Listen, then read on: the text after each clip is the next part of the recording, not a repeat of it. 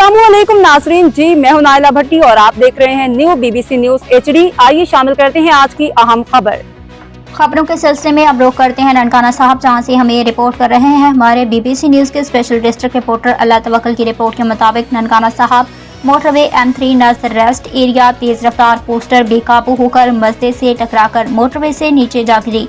Motorway हादसा में एक खातून जाबहाक जबकि 6 खवातीन समेत 18 अफराद जख्मियों को इब्तदाई तिब्बी इमदाद फराहम करने के बाद DHQ अस्पताल मुंतकिल कर दिया।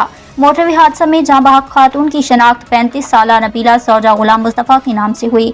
जख्मियों में 45 साला जाफर, 30 साला गुलाम अब्बास, 40 साला एजाज, 14 साला हमाद अली, 45 साला कुलसूम बीबी, 15 साला अब्रिश फातमा, 9 साला फिदा फातमा, 50 साला गुलाम मुस्तफ़ा, 25 साला जमील, 30 साला शाबान, 35 साला सगीर, 40 साला अरशद, 30 साला इम्तियाज, 14 साला राशिदा, 39 साला सुमेरा, 45 साला आजम, 35 साल मुसरत बीबी और 70 साला इनायत अली शामिल हैं। अब तक के लिए इतना ही। मज़ीद खबरों और अपडेट्स के लिए देखते रहें न्यू BBC न्यूज HD।